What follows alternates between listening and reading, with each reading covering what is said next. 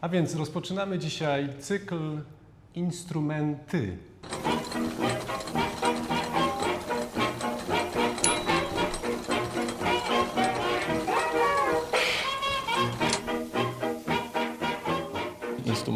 Instrumenty, aby podkreślić, że instrument to nie tylko sam instrument, ale też muzyk, a może przede wszystkim muzyk, który na nim gra.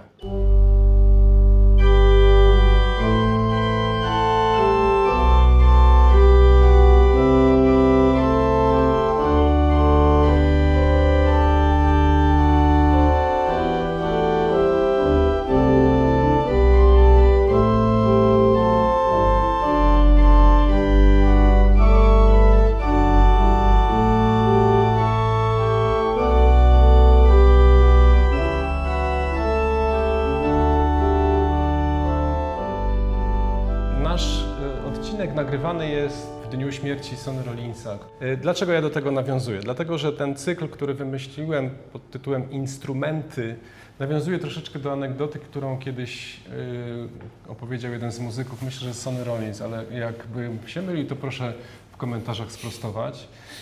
Kiedyś po koncercie jego saksofon leżał na brzegu sceny i ktoś z publiczności skomentował, że pięknie brzmi ten instrument, a wtedy muzyk odpowiedział coś takiego: a teraz też pięknie brzmi?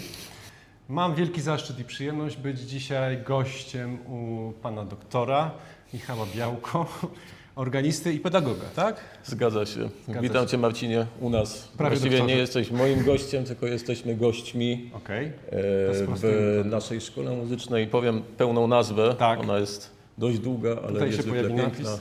No to Państwowa Szkoła Muzyczna drugiego stopnia imienia Władysława Żeleńskiego w Krakowie. Basztowa 9, ulica Szkół Muzycznych i my jesteśmy pod 9. Mnie jest oczywiście bardzo miło. Jesteśmy w pracowni organów, tutaj gdzie Michał właśnie ma wykłady swoje i lekcje ze swoimi studentami, uczniami. Natomiast ja chciałem się wytłumaczyć, dlaczego zaczynamy od organu.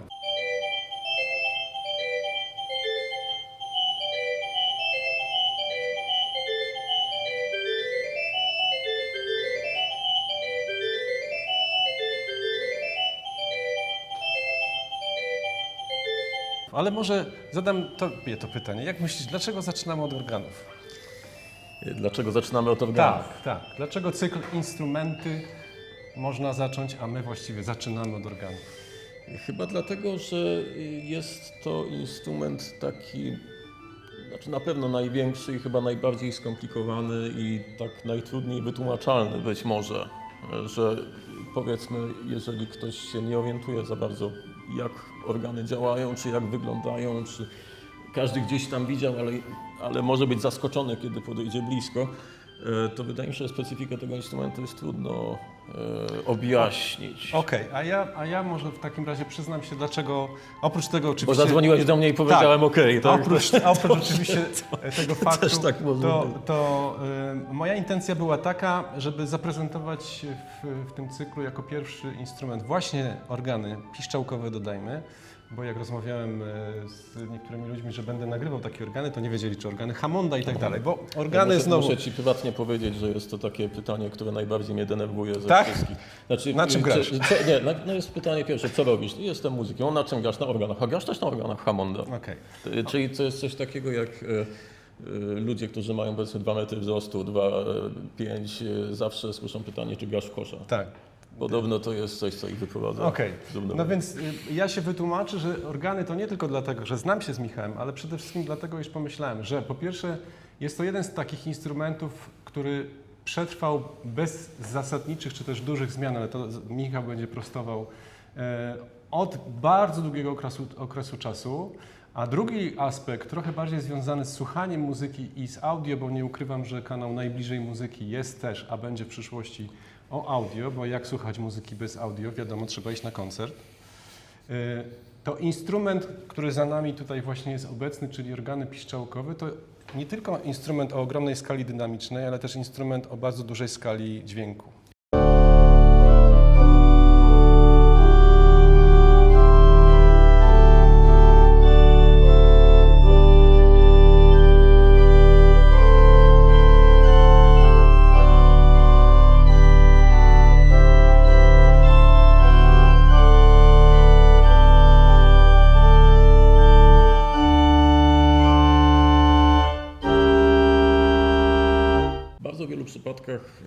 mi się wydaje, że organy to jest to, co widzisz tutaj na froncie, froncie, czyli tak zwany prospekt, Okej. czyli ten przód. Natomiast obudowa tych organów, nazywamy to, tych i każdych innych, Tak. nazywamy to szafą organową, czyli wszystko to, co obudowuje to, co jest wewnętrzne. Natomiast to może nie jest jakiś wielki instrument, to jest instrument na potrzeby naszej szkoły zbudowany, choć specjalnie musieli tutaj zrobić dziurę w suficie. Państwo chyba teraz tego akurat nie widzą, ale sufit jest podniesiony Tej dziury na specjalnie. pewno Państwu nie pokażemy. Ona jest naprawdę dużą dziurą. Nie pokażemy, więc nie jest taki szczególnie duży instrument, natomiast jak jesteś na przykład w filharmonii, to instrument sięga ileś metrów w głąb. Czyli na froncie masz tutaj kilkanaście, kilkadziesiąt piszczałek, ale w środku jest ich kilkaset środków w tym instrumencie. Okej, ja sobie pozwolę na niewybredny żart, który pewnie słyszałeś już wiele razy, ale chciałbym nim nawiązać do anegdoty, którą mówiłeś przed włączeniem jeszcze kamery, że nazwałeś to szafą organową i dodajmy, że to są bardzo drogie szafy. To znowu wrócę troszeczkę do Bacha, gdzie w takiej wspaniałej książce Wolfa, jego biografii jest napisane... Muzyki uczone, jeśli dobrze pamiętam. Tak, muzyki tak uczone. Się nazywa, Może tu w ogóle pokażemy okładkę, bo to warto, chociaż ona jest już niedostępna.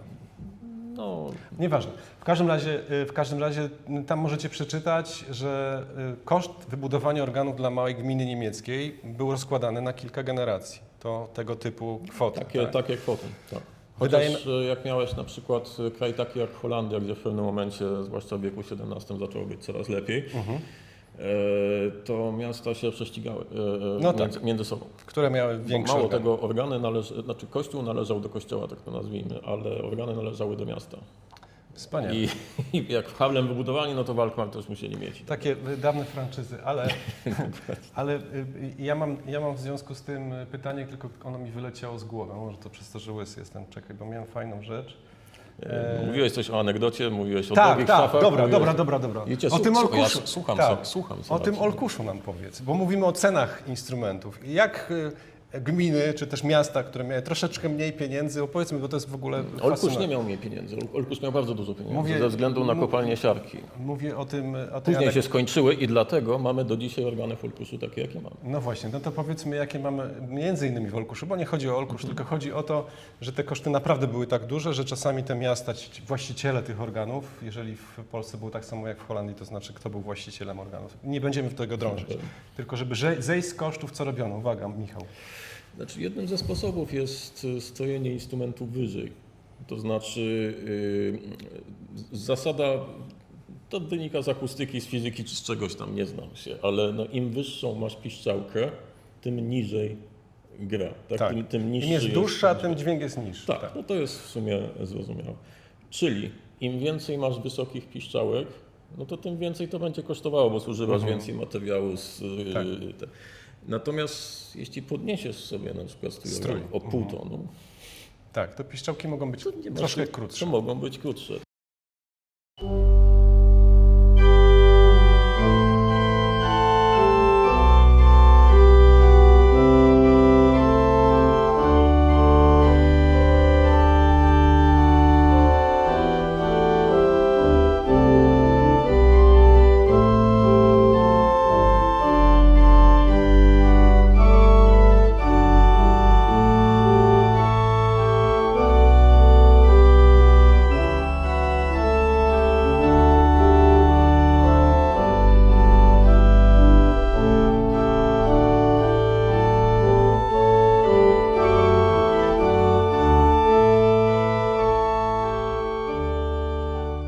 Ja mam takie jedno pytanie, które sobie wymyśliłem, zanim się spotkaliśmy jeszcze i w sumie nigdy nikomu tego pytania nie zadawałem, a chciałbym się dowiedzieć, myślę, że możliwe, że część z Państwa nad tym się kiedyś zastanawiała. Są takie instrumenty, jak na przykład instrumenty dęte czy instrumenty smyczkowe, gdzie możliwość kształtowania dźwięku jest bardzo bezpośrednio zależna od muzyka, tak? W takim sensie, że zależy, jakie masz tak zwane zadęcie czy ustawienie smyczka. Powiedz mi proszę, jak to jest na organach? Jaka jest obecność muzyka w dźwięku? Jaki masz ty jako organista możliwość kształtowania tego dźwięku? Co takiego robisz, żeby słuchając ciebie, organisty Michała Białko, a słuchając jakiegoś innego organisty mieć szansę odróżnienia tego? Wspomniałeś o fortepianie, wspomniałeś o instrumentach dętych, wspomniałeś o skrzypcach, właściwie o dowolnym instrumencie, wydaje mi się. mechanicznym, no bo masz keyboard, No no tak, to tak, jak tak, masz tak, keyboard, to potrzebujesz mieć, nie, syntezator się chyba mówi, nie, Tak? nie mówmy Ja tylko keyboard. dygresja w cyklu instrumenty. Będziemy nagrywać i będziemy rozmawiać tylko z muzykami i tylko będziemy nagrywać instrumenty akustyczne. Więc... Akustyczny, okej. No to czyli mówimy o instrumentach akustycznych, czyli mamy tutaj, stoi obok nas pianino na przykład. Podejdziesz sobie do niego, nieważne, umiesz na nim grać, nie umiesz, ty siadasz do pianina, naciskasz klawiaturę, coś się odezwie, prawda? Bierzesz do ręki skrzypce, zaczniesz coś na nim grać, będzie to okropne, jeśli nie umiesz tego robić oczywiście, ale wydobędziesz dźwięk. Nawet saksofon, chociaż ja przyznaję, że czasami jak próbuję wydobyć dźwięk z saksofonu, tak raz na 3 razy się udaje, ale jednak prędzej czy później coś tam się uda. Natomiast jeśli siądziesz sobie do organów i zaczniesz... To nic nie ma.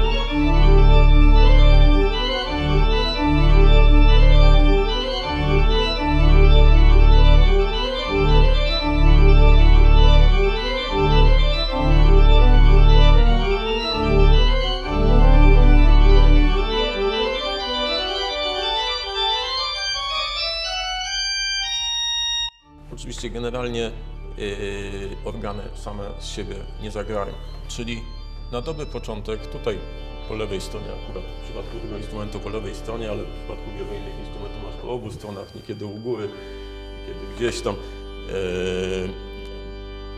Wybieram sobie, wysuwam tak zwany kołek rejestrowy, czyli to jest, uruchamiam po prostu jakiś konkretny głos.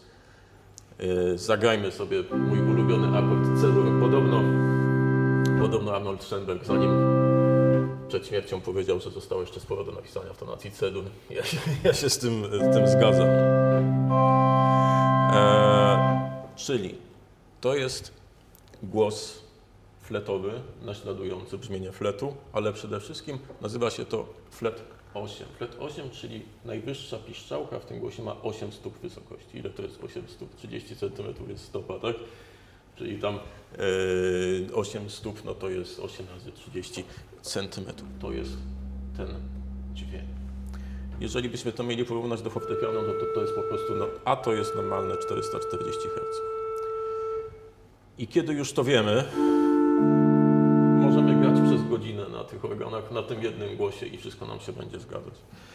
Ale mamy tutaj też głosy inne. Mamy głosy na przykład 4-stopowe. Co to znaczy? Że najwyższa piszczałka w tym głosie ma 4 stopy, czyli gra dokładnie oktawę wyżej niż tamta, czyli całość brzmi oktawę wyżej. Więc możemy sobie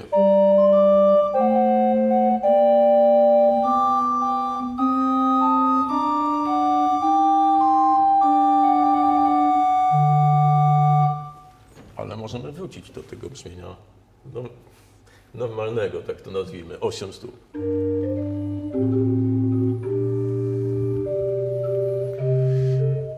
A jak nam mało, to do tych 8 stóp po prostu dodać 4 stopy. Czyli... Ale jak nam mało, dodajemy 2 stopy. Jak nam za dużo, zostawiamy 8 i 2, ale wyłączamy 4. Jest tutaj jeszcze taki jeden głos tercjan, który jest bardzo specyficzny. Nie zawsze się go używa, ale gdybyśmy się uparli.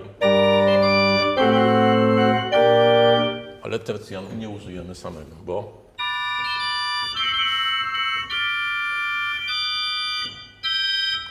czyli tych możliwości jest naprawdę sporo. No ale a propos możliwości, to ja widzę, że ty masz jeszcze coś tutaj. Mam, no bo mogę znowu użyć głosu. Znaczy, Schodzimy generalnie do co to parteru. są za klawisze? Klawiatura nożna, ale to są dokładnie takie same klawisze, jak masz w manuale w klawiaturze ręcznej. To znaczy, to jest C wielkie do F rozkreślonego, czyli na klawiaturze ręcznej masz to są dokładnie te dźwięki. A ty masz jakieś specjalne buty, widzę do tego. To są, Marcin, buty taneczne. Okej. Jest taki sklep z butami tanecznymi w Krakowie. Przez wiele lat kupowaliśmy buty, co ciekawe, w takiej spółdzielni wojskowej. To była taka firma, która produkowała ubrania dla wojska, czyli buty te wszystkie, wiesz, te takie glany, jak to się mówi, czy co, Tak. mundury, wszystko co trzeba było dla wojska to szyli, no i szyli też po prostu mundury galowe, a do mundurów galowych musiałeś mieć takie eleganckie buty. I na nich Organie ścigali przez całe lata, ale ta spółdzielnia padła. Mój kuzyn chyba kupił ostatnią parę w Polsce, jaka była dostępna. I to są anegdoty, które my lubimy. Tak jest, natomiast no ktoś się zorientował w pewnym momencie, że przecież nadają się do tego buty po prostu taneczne. A w sklepie tanecznym, jak się zorientowali, że organiści zaczęli kupować właśnie buty, to te buty nazwali organowe. Znaczy to są dokładnie takie same buty. Oczywiście. Cena wzrosła? Nie chcę tutaj Dobra. robić w filmie jakiejś, wiesz... Czyli dla tancerzy też wzrosło. Okej. Czyli to nie jest tak, że tylko No dla dobra, organistów nie wzrosło. jesteście tak poddani w jakimś wymuszeniu. Natomiast gramy tutaj rzeczywiście też nogami. W przypadku tego instrumentu jest jeden taki głos, który pozwala nam, bo ja pokazywałem Ci głosy grające powiedzmy oktawę wyżej, 2 oktawy wyżej, ale mamy jeszcze taki, który zagra oktawę niżej. Myślę, że akurat te nasze mikrofony tego nie To złapią. akurat nie, ale może później uda się to Tak. złapać. Czyli taki bas dość głęboki, którego znowu no śmiem twierdzić, że potrzeba naprawdę bardzo dobrej kolumny, żeby chcieć ten dźwięk odtworzyć. No tak, tak. Ponieważ... Odtworzyć to jedno, a odtworzyć go jeszcze z respektem do tego, jak to brzmi w naturze, to Tak, drugie. no, mówimy tutaj w przypadku tego dźwięku o 30 O 30 Hz, tak. Tak, czyli jest to bardzo trudne do zrobienia. Mało tego, jeszcze tutaj jest kilka takich ciekawych, powiedziałbym, dźwigni, więc jeżeli włączymy sobie te dźwignie, czyli 1P, czyli pierwszy do tej właśnie klawiatury nożnej, to dźwięki z klawiatury z manuału pierwszego przechodzą. Tak samo tutaj mogę sobie połączyć z drugiego.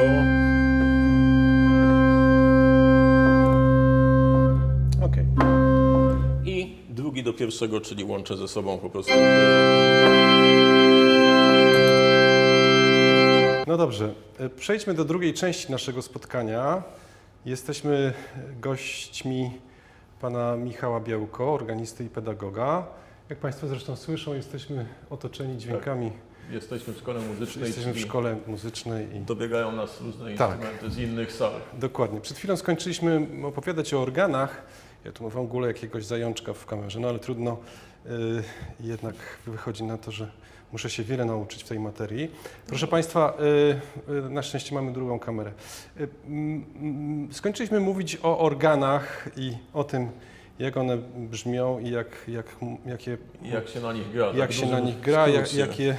jakie wyzwania czekają każdego muzyka, który próbuje nauczyć się grać na tym instrumencie. A tymczasem Michał pragnie nam zaprezentować jeszcze coś takiego. Ale co to w ogóle jest, Michale? Mógłbyś To też są organy tak naprawdę, tylko jak widać takie mniejsze, choć nie mniej interesujące. Ten instrument nazywa się pozytyw. Po angielsku mówią na to continuo organ.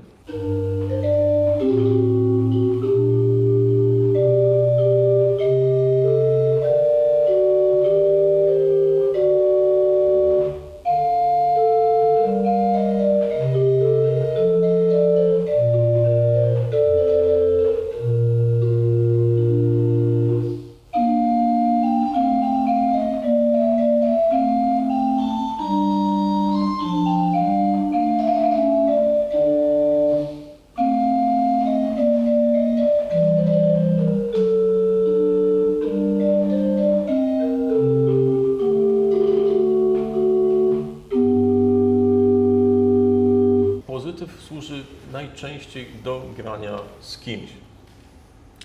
Mnie się zdarzało na takich instrumentach grać jako członek orkiestry, jako członek jakichś może niedużych zespołów instrumentalnych, jako akompaniament dla chóru, powiedzmy kilkunastoosobowego, bo cały czas jest ten pozytyw jeszcze słyszalny, a nawet się zdarzało coś w stylu koncertu Händla na organy z orkiestrą, takie rzeczy też można na tym wykonać. Zasada działania jest dokładnie taka sama jak tego dużego instrumentu. Tutaj mamy takie kołki rejestrowe do ustawiania, do wybierania głosów organowych. W środku znajdują się piszczałki. Tu jest może taki jeden bajer, który trochę odróżnia te organy od tych, czyli jeżeli to jest akord D-dur, ale jak sobie klawiaturę przestawimy w lewo, ten sam akord D-dur brzmi jak akord Cis-dur, a jak zupełnie w prawo to jak akord Dis-dur, chociaż większość ludzi powiedziałaby raczej S-dur, w zależności od tego, co komu jest wygodniej. Standardowo gramy tutaj na środku. Myślę, że możesz też Państwu pokazać, jak to wygląda od środka, ponieważ jest to niezwykle piękny instrument.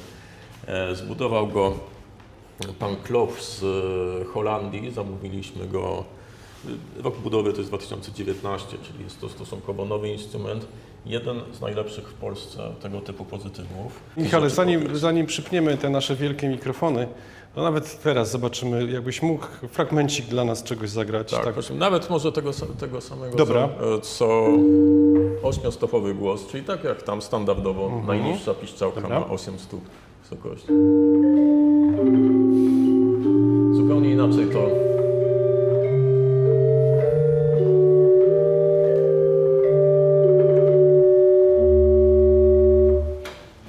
cztery stopy oktawy wyżej.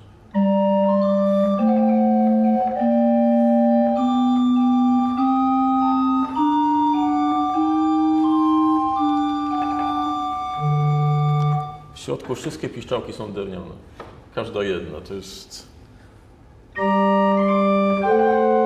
Stąd też to ciepłe brzmienie. Tak jest.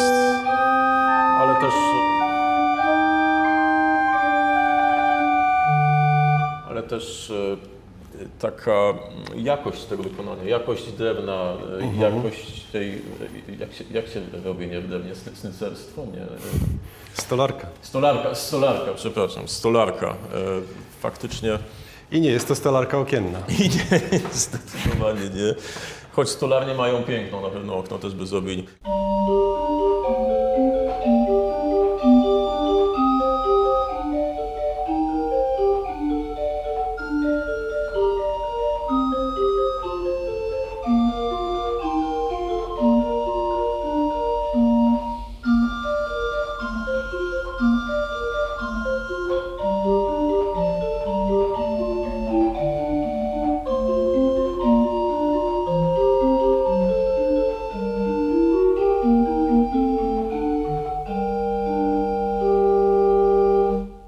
To jest właśnie to, że każdy ten instrument, tak jak widać, już nawet na przykładzie jednej sali, bo to są organy i to są organy, prawda?